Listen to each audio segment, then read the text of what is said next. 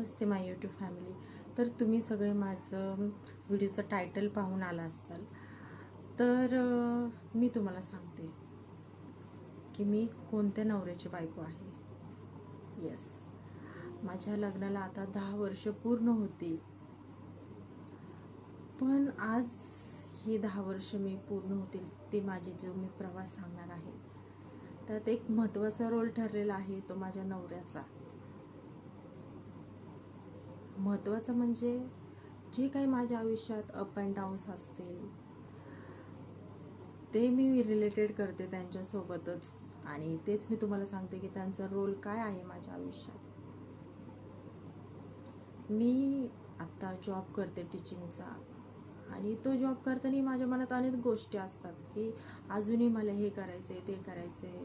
Classes माझे बरेच राहिलेले आहेत. मी क्लासेस करू का, इंग्लिशचे करू का, कॉम्प्युटरचे करू का, घरी बाहेर मुलांमुळे जाता येत नाही तर घरात बसून काही अवेलेबल होईल का, हे माझ्या एवढे विचार डोक्यात मी करू शकते ते माझ्या नवऱ्यामुळेच मी करू शकते.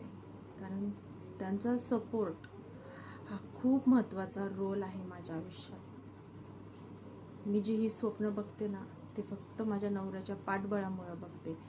जर त्यांची खूप मला बंधनं असती, अडवणूक असती, तर मी अशी सुकले असते आणि स्वप्न बघायला मला चान्सच नसता.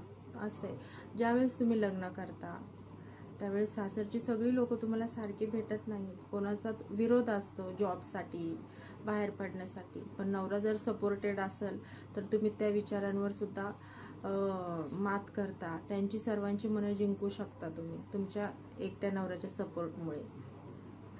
आणि ही तुमची सेकंड सुरुवात असते आयुष्याची.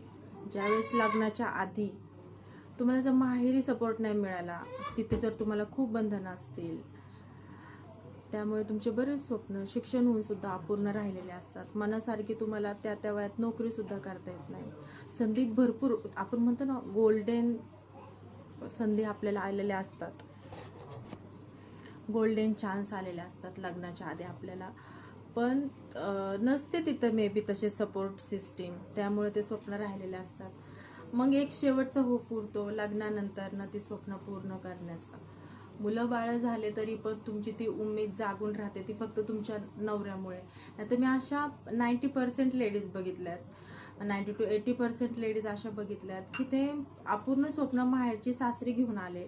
मुलं बाळ झाल्यानंतर ना त्यांनी कुठंतरी स्वतःची समजूत करून घेतली की आता काय होऊ शकत नाही, ह्यांना कुणाला चालणार नाही, मग मी माझ्या मनातली स्वप्न अशी ठेवून काही त्याचा उपयोग नाही आहे. मग त्या काय करतात, गृहिणी बनून राहतात. गृहिणी पण हे काही वाईट नाही आहे, मी स्वतः पण गृहिणीचा रोल मला खूप आवडतो. पण आपण शिक्षण घेतले तर ते का वाया घालवायचं, त्याचा फायदा तुम्ही नक्कीच केला पाहिजे स्वतःसाठी. त्याच्याने ते म्हणतात ना, एक स्त्री जर आयुष्यात पुढे हल्ली शिक्षणात, तर तिच्या मागं तिचं अख्खं घर सुधारतं. हे करेक्ट आहे एकदम. तुमच्या घरात आजी असू, सासू असू, आजी सासू असू, सासरे असू, त्यांचेही विचार नकळत बदलतात. या समाजाच्या बद्दलचा दृष्टिकोन त्यांचा बदलतो. हे फक्त शक्य आहे शिक्षणामुळेच.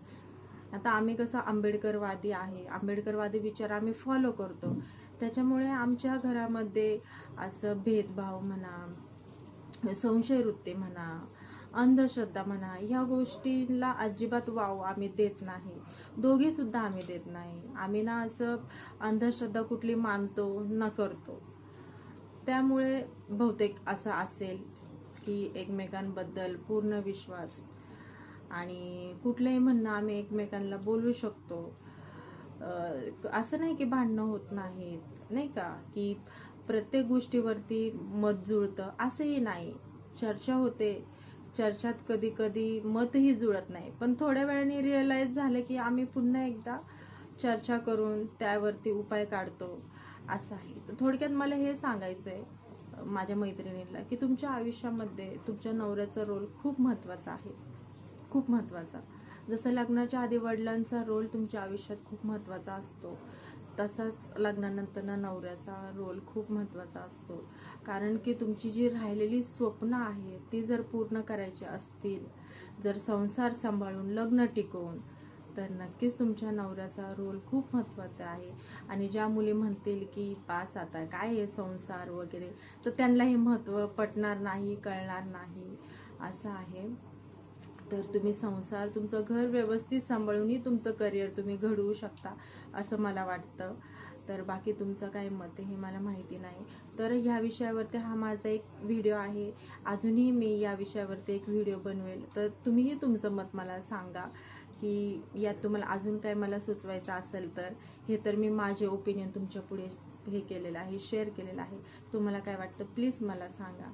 चला बाय.